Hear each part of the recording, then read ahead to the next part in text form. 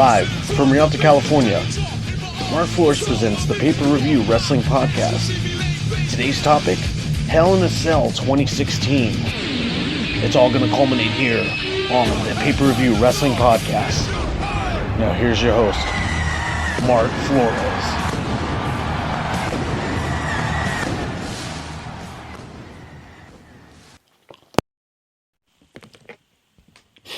Thank you guys for tuning in to another great episode of the Pay-Per-View Wrestling Podcast. I am your host, Mark Flores. Today's topic, we're going to be reviewing Hell in a Cell 2016. What to expect, who's going to win, who is going to lose, will stocks leave the ground any higher, will stocks lower, lessen any lower than they are. We're going to discuss that here on the Pay-Per-View Wrestling Podcast.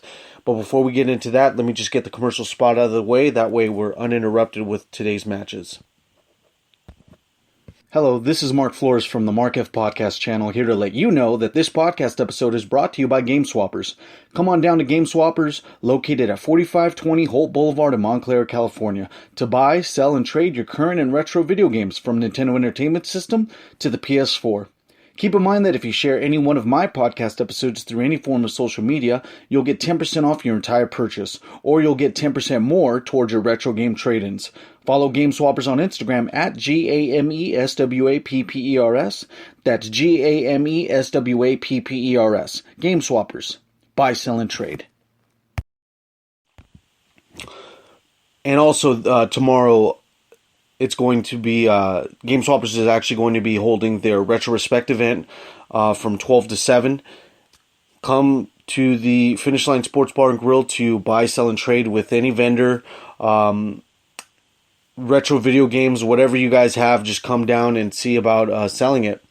We have a bunch of retro video games. There's imports. There's also sometimes sports memorabilia. So whatever you guys want to come down to buy, sell, and trade, it's going to be there at the Finish Line Sports Bar and Grill for Game Swappers Retrospect event. Also at 3 o'clock, they're also going to be holding an auction. You can also bring some stuff that we can auction down and see what type of price we can get for you. There at the Finish Line Sports Bar and Grill. Anyway, so the first match we have on the docket here is Enzo and Cass versus Gallows and Anderson. Now, the way Gallows and Anderson have been booked as of late proves that they're overdue for a victory. They flirted with the New Day for a long time as of late, the last couple pay-per-views, and nothing has came their way. With Enzo and Cass, I think this is a perfect opportunity for the young up-and-comers to be to lose to the older vets, to add prestige to their name. Gallows and Anderson aren't getting any younger, but that is the benefit of what Enzo and Cass are. They are young cats, they are young, hungry, and they're willing to put their backs on the mat for Gallows and Anderson. Enzo and Cass can take a loss without any issue to their overall standing, I believe. These guys can always walk the walk, always talk the talk, always be relevant. And what we need to happen is for Gallows and Anderson to become the perfect heels. Their start in the beginning, when they actually debuted on Monday Night Raw, was actually going to be building up to something very spectacular. I thought the club was going to be reunited, etc. But it wasn't. But we still had these guys just dominating for a little while. We need that back from Gallows and Anderson. The identity of those two guys outside of WWE with New Japan Pro Wrestling, where they became the IWGP Tag Team Champions, their identity was a lot more intense than it was with the WWE. I think we can bring that same intensity here.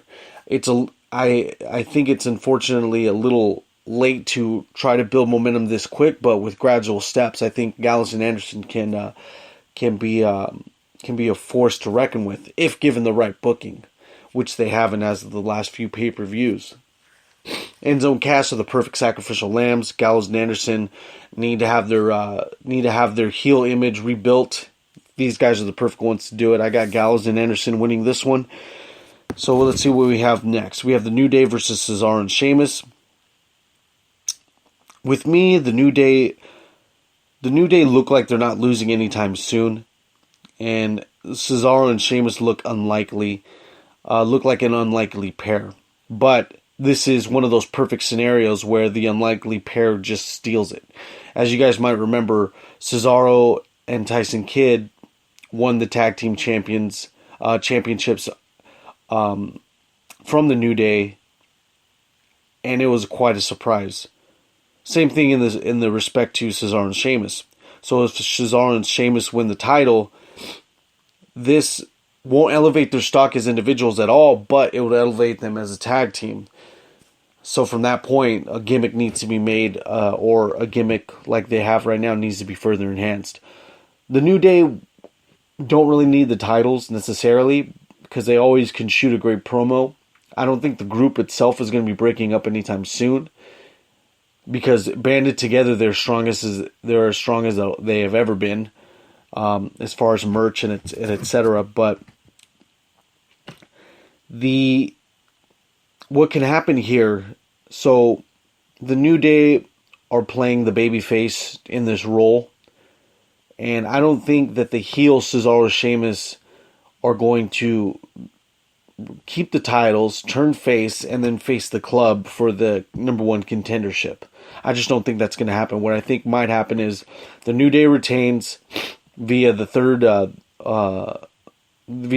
man shenanigans, and then they end up facing the club, and then the club gets the title, because they're going to surpass Demolition's longest running tag team title reign. So after that's solidified, then you can expect the New Day to lose to a up and coming heel that is the club. I don't think Cesaro and Sheamus are cut out. I don't even think it comes out of left field to be surprising either. But we'll see what happens coming up there. But as of right now, I have the New Day retaining the titles via shenanigans. Next, we have T.J. Perkins versus Brian Kendrick. The Cruiserweight division. A lot of good spots, a lot of action, a lot of intensity. T.J. Perkins is doing his best to keep the title relevant. Brian Kendrick is doing his best to keep his title relevant. The only thing that is unfortunate with this type of division is that you know who's on the roster, you know who's going to be facing who for what said title. What I really need is a surprise cruiserweight to come out of the woodwork to take the title. I think the cruiserweight division's kind of getting a little stale, but I still appreciate what WWE is doing to separate the identity from Monday Night Raw to the cruiserweight division slot time for the television. I think that's great. But what these two need to do at Hell in a Cell, T.J. Perkins and Brian Kendrick, they need to put on a show to bring more attention to the mainstream audience to tune in on Monday Night Raw, to tune into the pay-per-view after show, and make everyone turn to the cruiserweights for good measure. As of right now, I think, with the best of my intentions, I think T.J. Perkins will retain the title. I don't think the cruiserweight title is going away anytime soon.